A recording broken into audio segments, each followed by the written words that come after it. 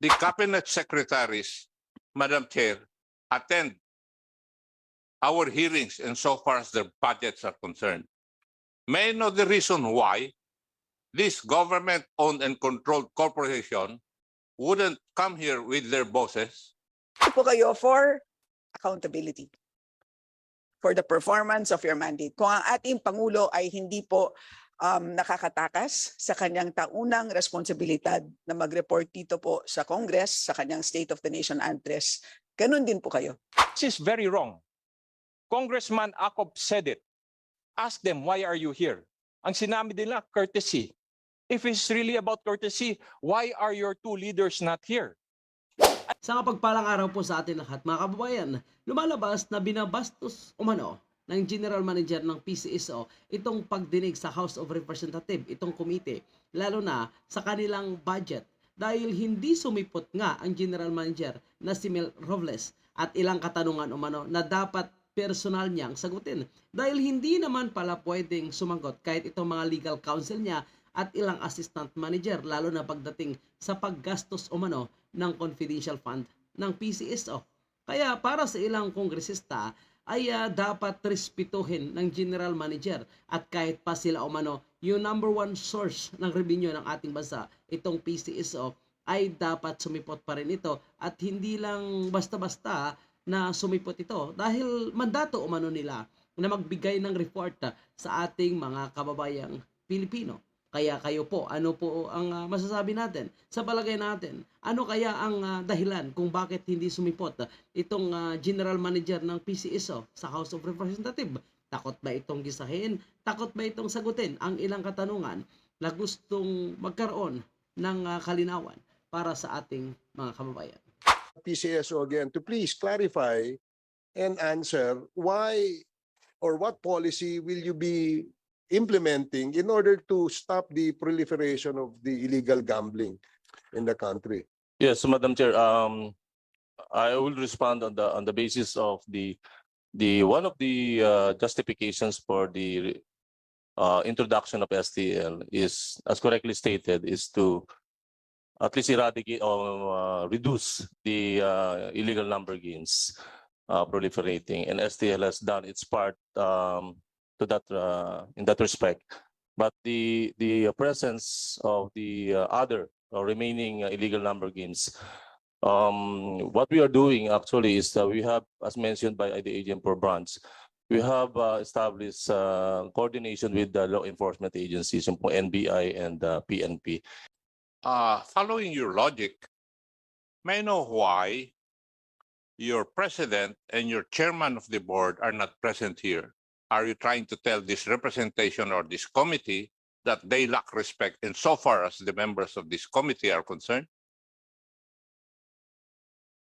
I could not respond to that. Yun ang sagot mo eh. Yeah, but the It's a matter agency, of courtesy. yes, the agency, Madam Chair, as a matter of courtesy. May I know the reason why your bosses are not around? Yes, Madam Chair, there are the letters from our good chairman and the GM. The cabinet secretaries, Madam Chair, attend our hearings insofar as their budgets are concerned. May I know the reason why this government-owned and controlled corporation wouldn't come here with their bosses? HM, Batiag? I understand, Madam Chair, based on the letters of the GM, he is traveling to Ilocos. So we were asked, of course, to represent him. For the chairman, May I know who is representing the chairman of the board, Madam Chair? Your Honors, Madam Chair, Attorney Raymar Santiago po, Executive Assistant of Chairman Juni Ikua, sir. Your Honor. And the guy beside you? Good morning, Madam Chair. Attorney Marcos, Your Honor, as a private counsel for Chairman Kuwa, Your Honor. Oh, are we having a court hearing here? No, Why? no, We should have a private counsel of the chairman of the board. I was tasked to represent him, Your Honor, as counsel and an agent, Your Honor. As a matter of fact, we have two private lawyers. The second one being Attorney Contacto, who is the counsel of the GM. May I know, Madam Chair, what are their personalities insofar as their appearance here regarding the budget of the PCSO?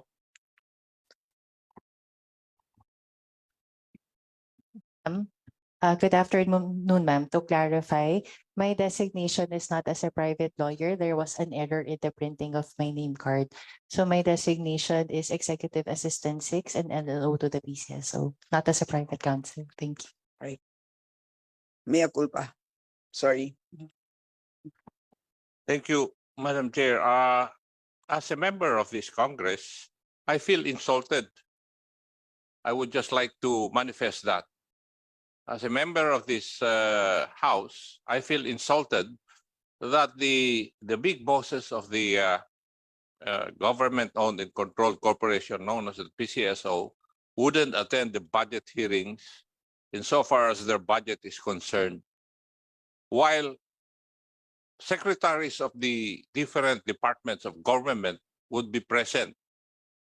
I would just like to manifest that I feel insulted, Madam Chair, before I go to my interpellation. Duly noted, Kong Ako. And apparently, there seems to be a rift among the leaders insofar as this GOCC is concerned. And if it is true that there's a rift, there's a problem insofar as this GOCC is concerned. Hopefully, the authorities should look into this, Madam Chair. Medyo nalungkot ako dun sa sagot, dun sa tanong ni Kong Akop kung bakit po kayo nandito ngayon. Ang sagot niyo po ay courtesy. Kumbaga po paggalang. Ay salamat naman po dun sa paggalang. Kaya nga lang po nandito po kayo dahil ang mandato po ninyo is the following. The PCSO is the principal government agency for raising and providing funds for health programs, medical assistance and services, and charities of national character through the holding and conduct of sweepstakes through horse races, lotteries, and similar activities. So nandito po kayo for accountability, for the performance of your mandate. Kung ang ating Pangulo ay hindi po nakakatakas sa kanyang taunang responsibilidad na mag-report dito po sa Congress, sa kanyang State of the Nation address, ganun din po kayo. Kahit na kayo po ang nagbibigay po ng source of revenue po sa ating pambansang budget, at salamat po for that, you cannot escape accountability po. That is the purpose for why you are here today. Just to clarify. Interpolate the PCSO because gambling is haram in Islam. And but now, nandito ako for two reasons. One, I'm waiting for our 2 p.m. rules for a bill that I have to so I just want to sit in and listen. And I realized that this is the first time ever that we have a hostile situation between the House of Representatives and the PCSO. Something must be very wrong. That congressmen are unhappy with the PCSO. And it's very, very glaring that our chair, co-chair, or vice chair has to give the answer to the PCSO of why they are here. Madam Chair, this is very wrong. Congressman Akop said it. Ask them, why are you here? Ang sinabi nila, courtesy. If it's really about courtesy, why are your two leaders not here? And then you also explain to them why they are here. Because they have a mandate to be transparent to the Filipino people. They have a wrong mindset, this PCSO.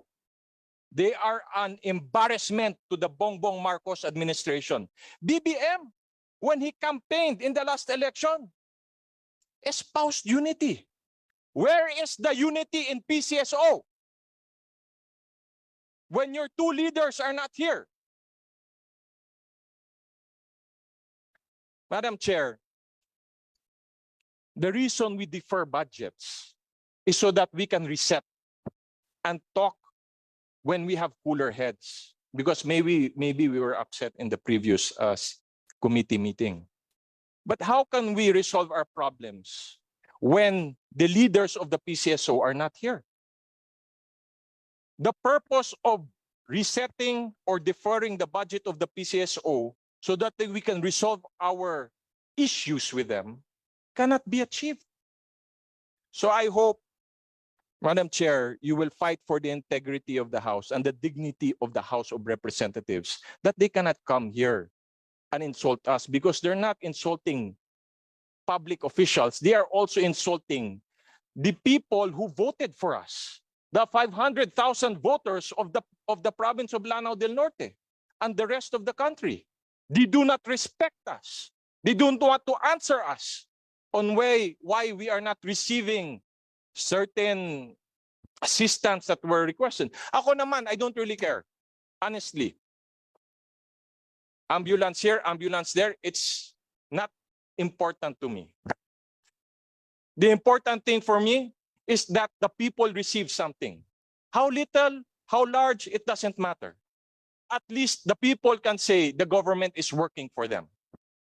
That's the purpose I sit in these hours of budget hearing. So I can go back to Lanao del Norte, to my district, and say, oh, ito ang ginagawa ng BBM administration. Oh, ito ang programa ng PCSO.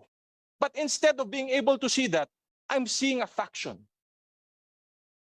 I hope we can resolve this problem, Madam Chair, and I hope we can call them back. I'd like to ask a few things, because I'm really disappointed with the way they postured themselves here. One is, what is the relationship between the GM and the chair?